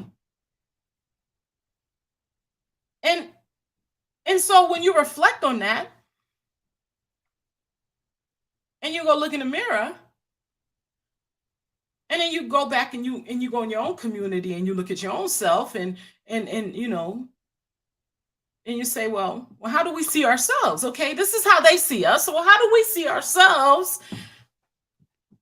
And then that shit is still looking like folks are looking at you, and you still see that we are viewing ourselves in a state of, there are people that still are not viewed as humans. I mean,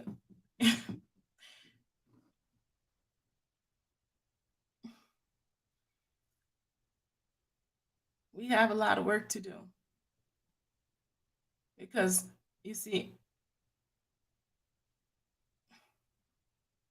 it's one thing for others to not see, again, the humanity in us.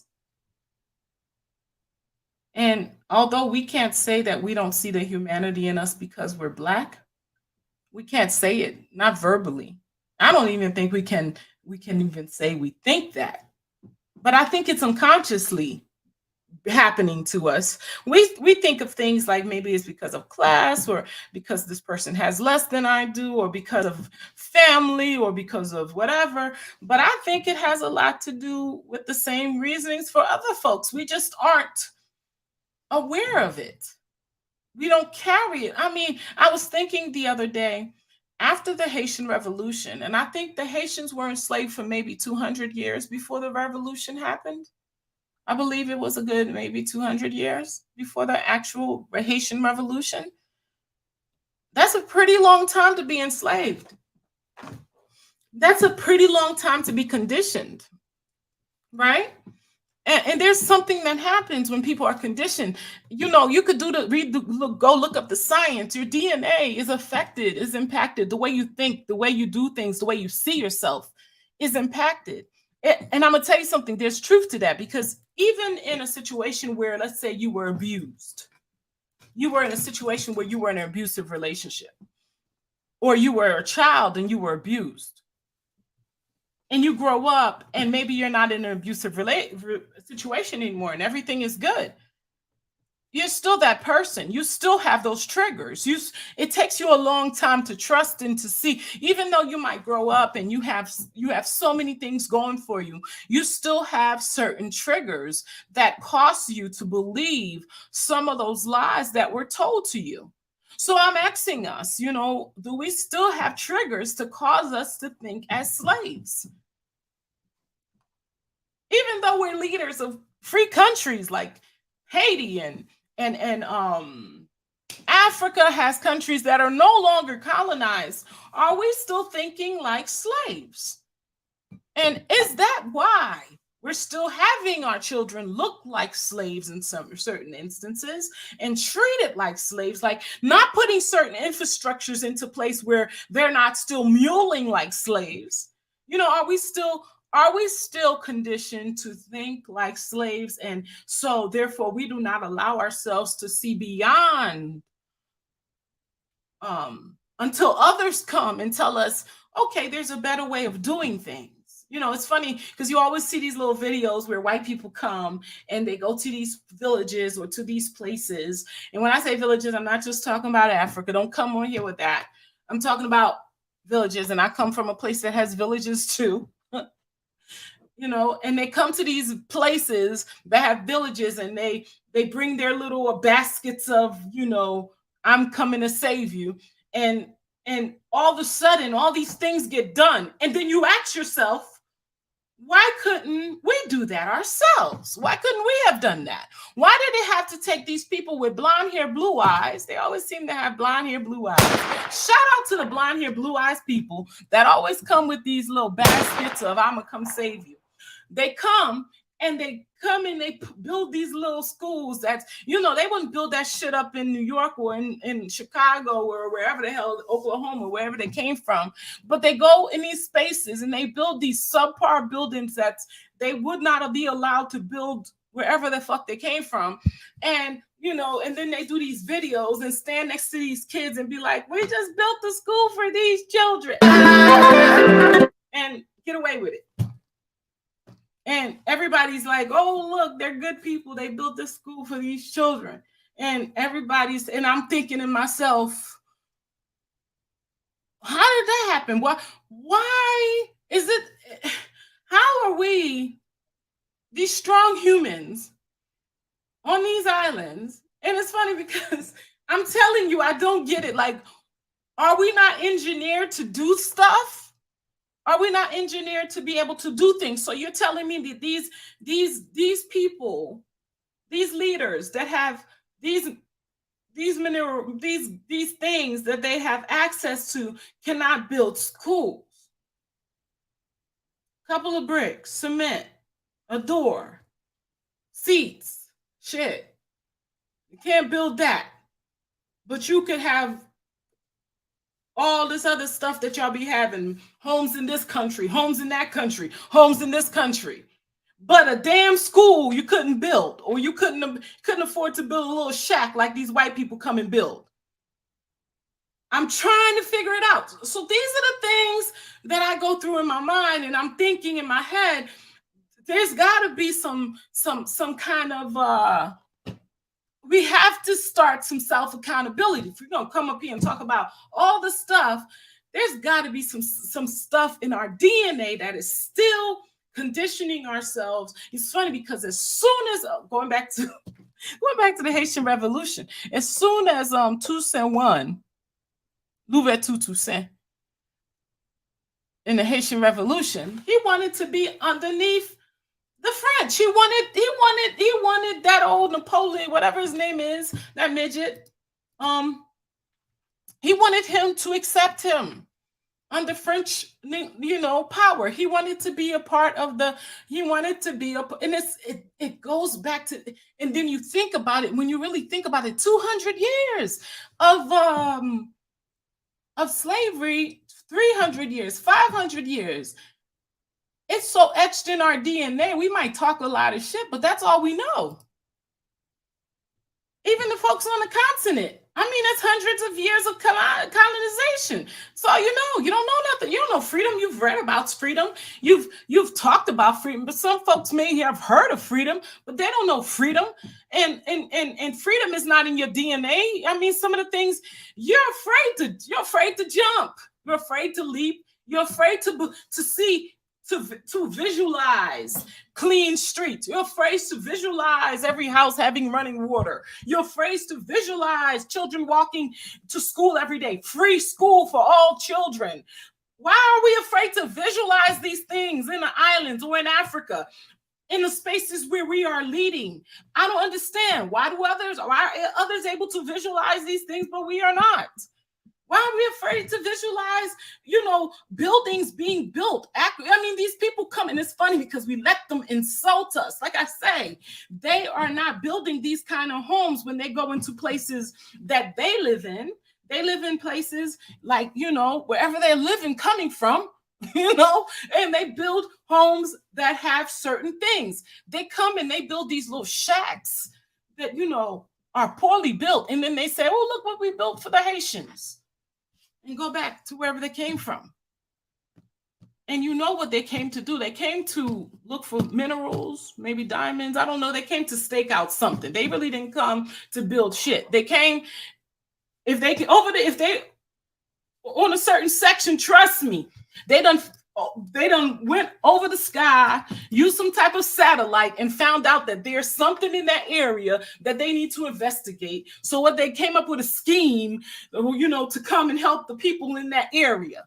And we're so stupid because we always fall for the tricks and, we're going to come help this. Any kids in that area we could build a school for? Boom, get involved with a church there. Let's say we're going to come there to do this. One person will go off to the woods acting like they're doing something, and they're really doing something like, trying to figure out how to get whatever they need to get while they build them.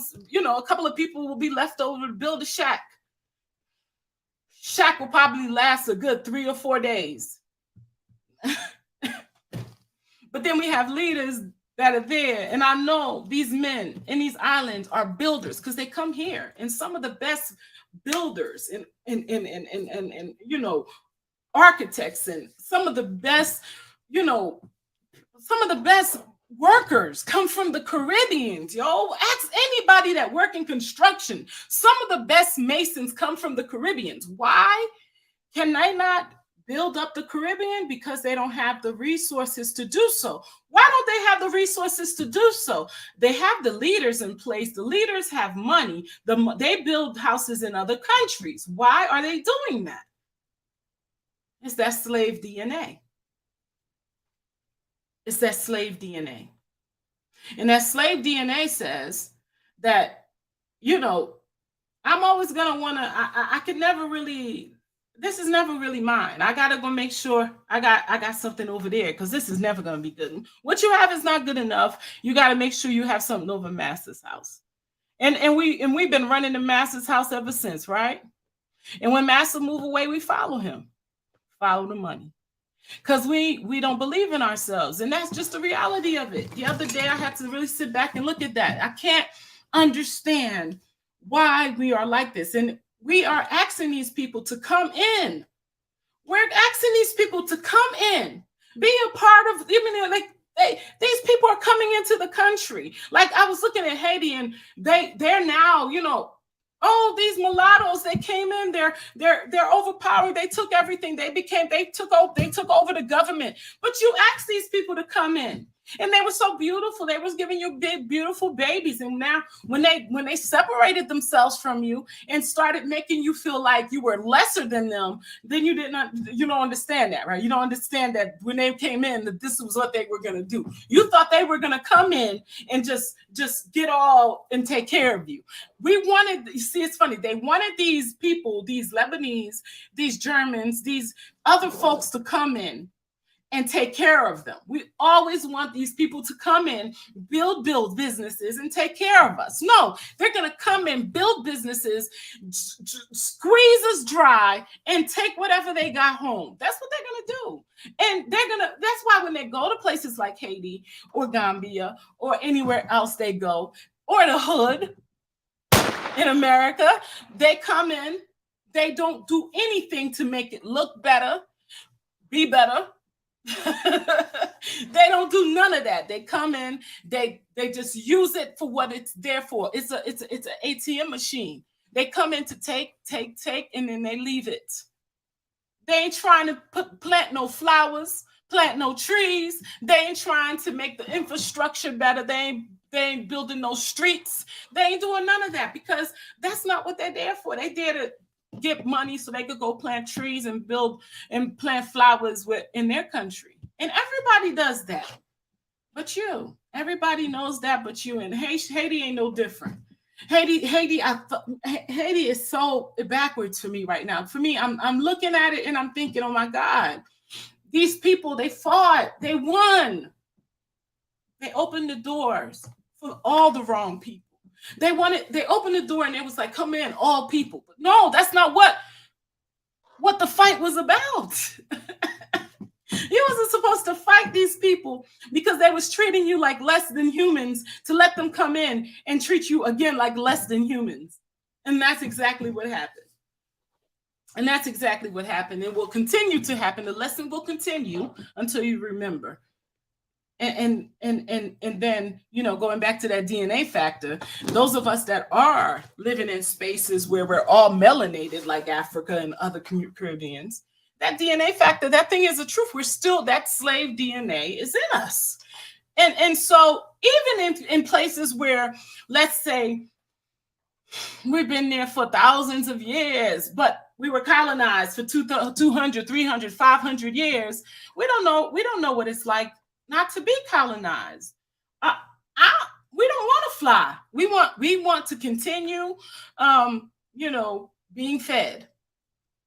We don't want to fly. We want to continue being fed because we were told we could not fly. We were told that we don't know how to fly. We cannot fly. There's no way that we can get from A to B without the aid of C. So we're not going to take the chance. And when we do take the chance, we see others that try taking the chance and they're plummeted. So we've learned from that and from those extremes, like, Kwame Nkrumah, the Haitian president that just got assassinated. We see those extremes where people have tried to set the precedent of taking another direction and what happens to them. And so those are the instances of us trying to come out of slave DNA. And that's what happens. When you say you're going to stand up, that's what happens. But I don't know. So where does that leave us? I mean, it's funny because if we're not united, and the only time that things work for us is when we're united and doing it. And the sad thing is that it seems like we can't get united these days. We've done it a couple of times. We did it in the Haitian Revolution. We've done it a couple of times here in America, where our brothers and sisters did it a couple of times back to back. You know what I mean? They got united for a couple of things. Enough of them, not all of them, but enough of them got united and were able to accomplish some great things. So for us, and this is an internal fight. This is not an external fight per se. This is an internal getting united to expel this slave DNA, whatever that is. This thing that makes us feel like we cannot see our humanity. Like, not enough people speaking about this thing, that children are not supposed to be treated that way. Like, going into places like Africa and saying how beautiful it is, but not being honest about how women are and children are being treated. That's not okay.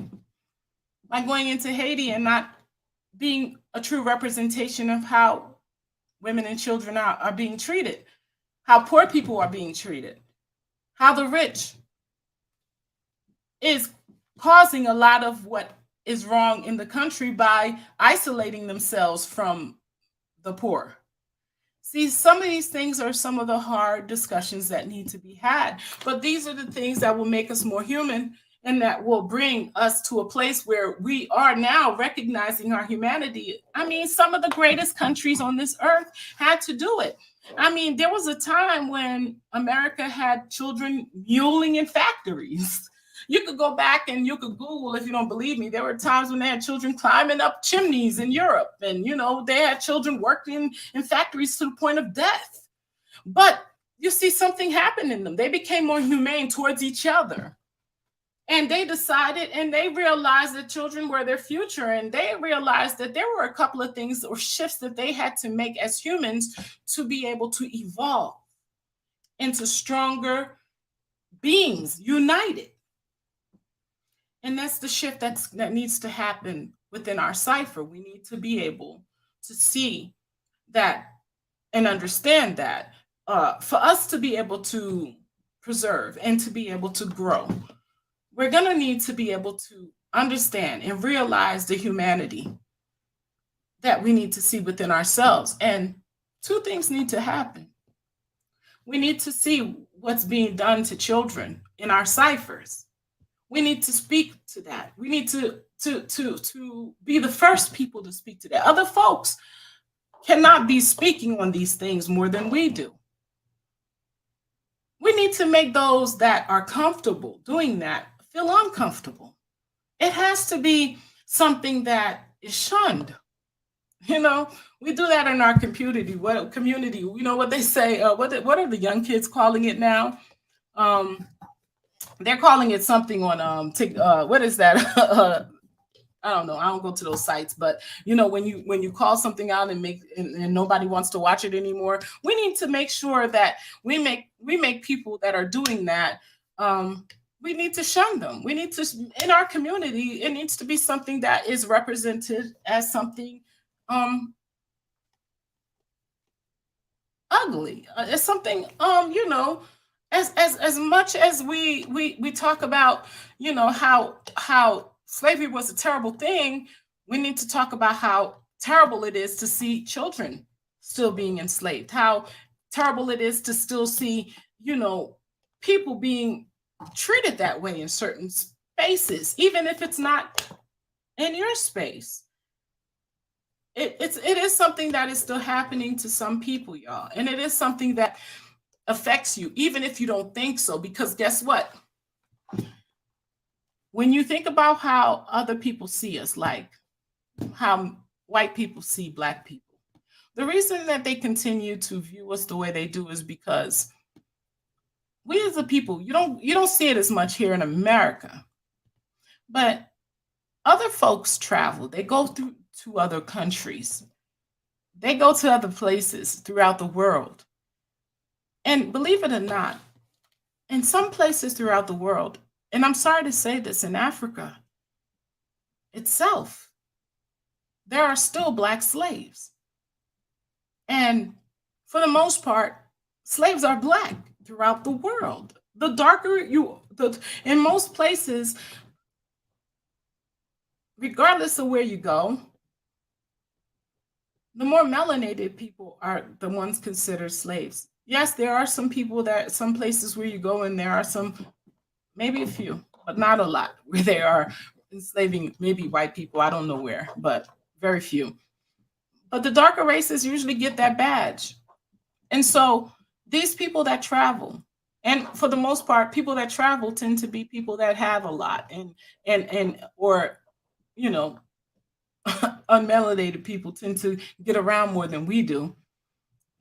And so these folks that travel, that go back and forth, they have access to certain things like media, and they're the ones that put certain things out.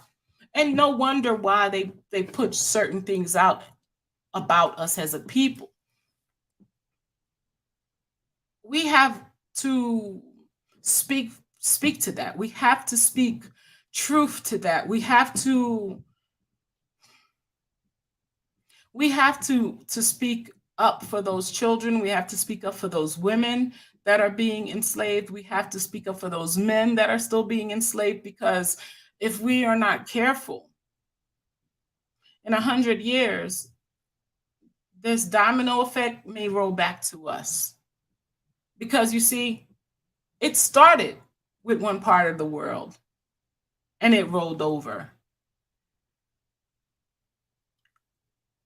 It could ricochet its way right back this way again if we're not careful. It's important that we, even if it never affects us on this side of the world again, pay attention to what's happening to melanated people around the world, because the view of melanated people is what it is because of what is happening to some. And it should matter to us regardless. I mean, the thought of what happened to your ancestors, just the thought of it. Could you imagine that there are some kids or children or some women or some men that are waking up today still being treated that way? And the fact that this woman acted this way in that courtroom and didn't even care, like she didn't speak on what happened to George Floyd. All she talked about was her son and her and the fact that she wouldn't see him, and that the fact that she saw no wrong and that he was innocent. That was the mindset of people back during slavery. They could get away with killing Black people all day long and there was no wrong to it. And in some places in this world today, there are people getting away with killing slaves and there's nothing done to them. And it goes back to this discussion right here that I'm having with you guys today, that it's important that we set the precedent and we start making noise about how people are being treated, how our people are being treated all over the world. The humanity, our humanity, we have to see it before others. We have to set the precedent. We have to respect ourselves in this world before others do. So what's happening to Africans in Africa, that's more important than what's happening to Africans, let's say, in America. What's happening to Africans in Haiti? What's happening to Africans in the Caribbean? Because you see, the way we see ourselves is the way others see us. And that's just the way it is. I always think about this, y'all. Those of us that were descendants of the, people that were taken on the transatlantic ships, the humans that were taken. We always say if there would have been no slave trade if Africans on the continent would have responded differently. Well, it goes back to this. I think it's the same thing. I think that, if we respond differently, if these Africans that are living today start responding differently or start behaving differently or start having a sense of humanity in a different way, maybe our children will have a better position in this world, or our children's children. The level of humanity, the way that we appreciate ourselves or take care of ourselves and our surroundings, man. Because you see, there's a level of appreciation that we need to start showing towards the world that we live in, the spaces that we have. And that's something else to be talked about, because, some of us live in some beautiful spaces. Like I was saying, Haiti is so beautiful. And when you think about the leadership that's there and the fact that most of these people have homes in so many different places, but none of them put any effort towards making sure that Haiti is just as beautiful, that, you know, you would think that every reign that somebody would have accomplished something to the effect of, you know, leaving some stamp that would have been, you know, how many presidents were there that they would have been something that they would have left, that, you know, every leadership would have left something so great that Haiti would be so beautiful right now. And that goes for every other space, that, you know, our responsibility is to make sure that we're taking care of ours. And it says a lot about our energy, that we're not taking care of our space, and that we're waiting for others to come and take care of us. We're waiting for other people to come tell us what to do and how to, you know, and then we get insulted when others say that they have to take care of us. We're like children. Are we not?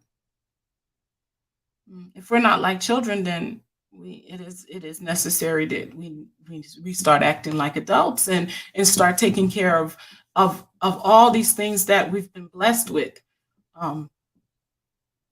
the territories, the children, the women, the men, all those things that we have, that we are privileged to have as people, as humans on this earth, as melanated beings on this earth. Then it is our responsibility and privilege to start taking care of them.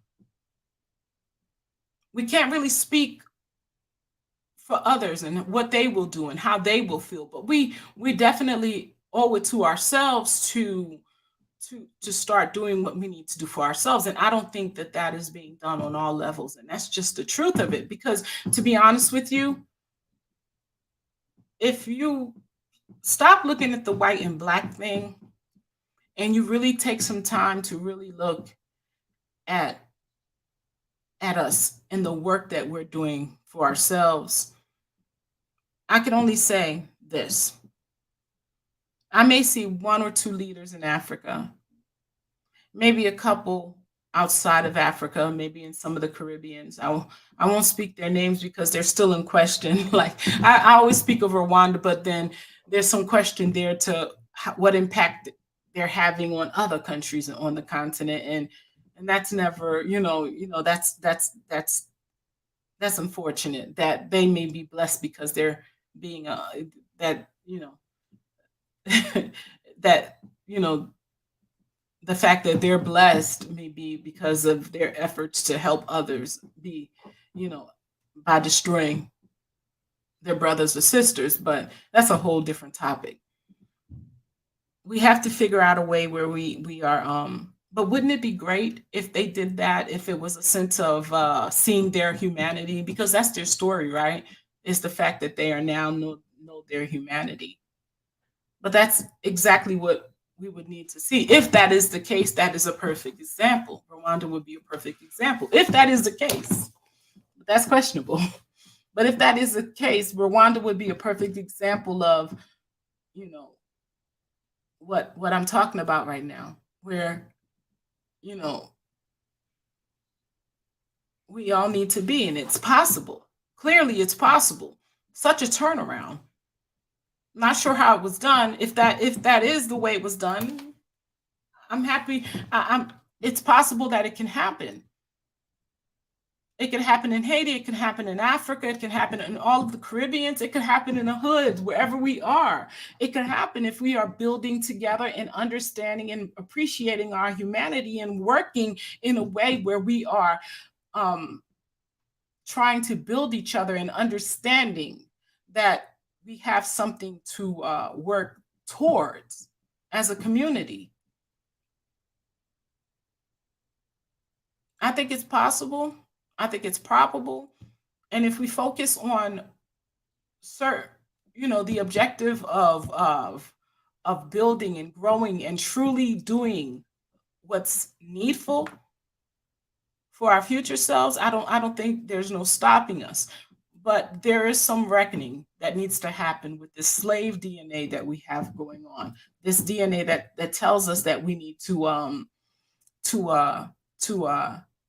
please others, to wait for others to do for us. We need to deal with that slave DNA that tells us that we need to wait for others and to make sure that others are more comfortable than we are. I sure hope we can get there, and I'm praying every day that we'll start having the needful conversations instead of all that extra stuff that just, is not getting us anywhere. I hope that we can start seeing the humanity within ourselves and we can start really putting in the necessities that are needed all around. I'm praying that the first thing that we tackle is what's needed, as far as I'm concerned, is the need that we start treating our children better. I mean, that our children stop being muled in these countries like they are being muled. I hope that a lot of folks start speaking on that. I know that I'm not going to let up on that because it is something that I find very saddening. It's been going on since slavery. It has not stopped. It seems like, especially in the Caribbeans and in Africa, it seems like we got free from slavery, we got free from colonization, but we kept muling our children. And it's for me, and it seems like because certain children are poor or come from poor families, we justify it that it's a necessary, it's just a necessary evil.